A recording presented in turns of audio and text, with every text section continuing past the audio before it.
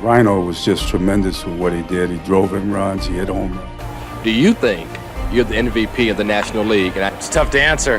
I'm not thinking about anything like that. I'm not thinking about personal goals or awards or anything. Some players thought dealing with Ryne Sandberg was insane. Rumors swirled for years that he beat up Rafael Palmeiro in the Cubs clubhouse over an affair with his wife. The story goes that this fight was so ugly it forced one of the most controversial trades in baseball history. But how could a player celebrated for his quiet class and integrity be at the center of such a nasty story? The truth is, this dramatic rumor is just a small, unproven footnote in the much larger story of a true baseball icon who played the game the right way. Before Ryne Sandberg became a Chicago legend, he was a multi-sport star from Spokane, Washington. His future looked destined for the football field. He was an outstanding quarterback at North Central High School and signed a letter to play football at Washington State University. But baseball had its own pull on him. The Philadelphia Phillies took a chance, selecting him in the 20th round of the 1978 draft. His start in the big leagues was quiet. He appeared in just 13 games for the Phillies in September 1981 and got only one hit in 6 at-bats. The Phillies had a loaded infield. Hall of Famer Mike Schmidt played third base. Manny Trillo was smooth at second. The front office saw Sandberg as a guy without a clear spot to play.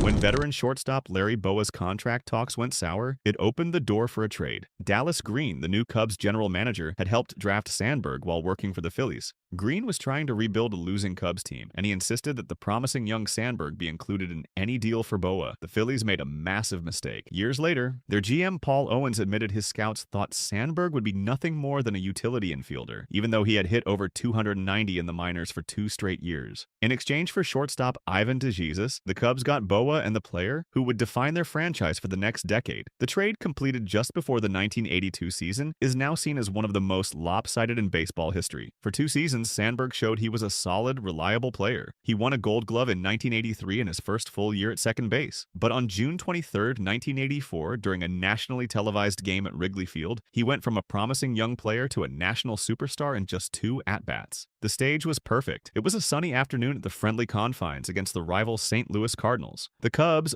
a team known for losing for nearly 40 years, were in first place. The city buzzed with hope. The game went back and forth. As the bottom of the 9th inning started, the Cubs trailed 9-8. Sandberg stepped up to face the Cardinals closer. Bruce Sutter, a future Hall of Famer who would lead the league with 45 saves that season. Sandberg launched a dramatic game-tying solo home run into the left field bleachers. But the drama was far from over. The Cardinals fought back, scoring 2 runs in the top of the 10th to take an 11-9 lead. With 2 outs in the bottom of the inning, the game looked lost. But after a walk by leadoff man Bob Dernier, Sandberg came to the plate again. In a moment of incredible symmetry, he hit another home run off Sutter, a 2-run shot to almost the exact same spot in the bleachers. The game was tied again at 11-11. The Cubs went on to win 12-11 in the 11th inning. The cultural impact of the Sandberg game was immediate and huge. NBC announcer Bob Costas captured the incredible moment, famously yelling, "Do you believe it?" as the second home run sailed out. He later compared the performance to something out of the movie The Natural. The game turned Sandberg into a legend. Even the opposition was impressed. Cardinals manager Whitey Herzog said afterward, "Ryne Sandberg is the best baseball player I have ever seen. What was the greatest individual sports performance you have ever seen?" Let us know in the comments below. And if you are enjoying this story about one of baseball's classiest legends, hit that subscribe button so you never miss another video. The Sandberg game was the highlight of a storybook 1984 season. Sandberg won the National League Most Valuable Player Award, batting .314 and leading the league in runs scored with 114 and triples with 19. More importantly, he led the Cubs to the NL East Division title. It was the franchise's first playoff appearance since 1945. Though the Cubs fell to the San Diego Padres in a heartbreaking championship series, a new era of Cubs baseball had begun. For the next decade, Sandberg proved he was the best second baseman in baseball. He was a 5-tool player whose excellence earned him a spot in the Hall of Fame in 2005. On defense, he was the best. He won 9 straight Gold Glove awards from 1983 to 1991. He changed the position with his range and sure hands. His defensive peak included a then-record 123 straight games without an error. On offense, he was a trailblazer. At a time when second basemen were usually light-hitting contact hitters, Sandberg brought a rare mix of power and speed. He won 7 Silver Slugger awards. In 1990, he became the first second baseman since Rogers Hornsby in 1925 to lead the National League in home runs. He was selected to 10 straight All-Star games from 1984 to 1993. Now, let's revisit those clubhouse rumors. For decades, a persistent story has circulated that Sandberg's first wife, Cindy, was involved in affairs with teammates. The rumors focus on 2 key players, outfielder and first baseman Rafael Palmeiro and outfielder Dave Martinez. According to these unproven sources, Cindy Sandberg was a frequent presence at Wrigley Field. and her lifestyle fueled wild speculation. One account even claimed that a furious Ryne Sandberg physically beat up Rafael Palmeiro after learning of the alleged affair. While this claim remains hearsay, it became part of an unofficial explanation for one of the most shocking trades in team history. On July 14, 1988, Dave Martinez was traded to the Montreal Expos for outfielder Mitch Webster. The bigger move came after the season. On December 5, 1988, the Cubs sent Rafael Palmeiro, along with pitchers Jamie Moyer and Drew Hall, to the Texas Rangers. In return, Chicago got 6 players headlined by reliever Mitch Williams. The official reason for the Palmeiro trade was his lack of power. Despite being a 1988 All-Star and finishing second in the National League batting race with a .307 average, Palmeiro had hit only 8 home runs. A Chicago Tribune writer explained the front office thinking, writing that Palmeiro's production would be okay from a middle infielder, but not from an outfielder or first baseman. But the unofficial story was that the trade had little to do with baseball. Trading a 24-year-old All-Star coming off a .307 season for a relief pitcher and prospects shocked many observers. The widespread belief was that the trade was forced to fix the clubhouse crisis. It was seen as a move to keep the team's cornerstone player, Ryne Sandberg, happy by removing the source of his personal pain. What happened next shows a powerful irony. While Sandberg continued his Hall of Fame path in Chicago, Palmeiro's career exploded in Texas. The power the Cubs thought was missing soon appeared. Over a 20-year career with the Rangers and Baltimore Orioles, Palmeiro joined the exclusive 500 home run and 3,000 hit club. But Palmeiro's path to the Hall of Fame was permanently blocked by a different scandal. In 2005, his reputation was destroyed by accusations of using performance-enhancing drugs. On March 17, 2005, under oath before Congress, he wagged his finger and declared, "I have never used steroids, period." Just 6 weeks later, he was suspended after testing positive for the anabolic steroid stanozolol. His legacy was forever tainted. When he became eligible for the Hall of Fame, baseball writers rendered their verdict. In 2014, he received just 4.4% of the vote and fell off the ballot.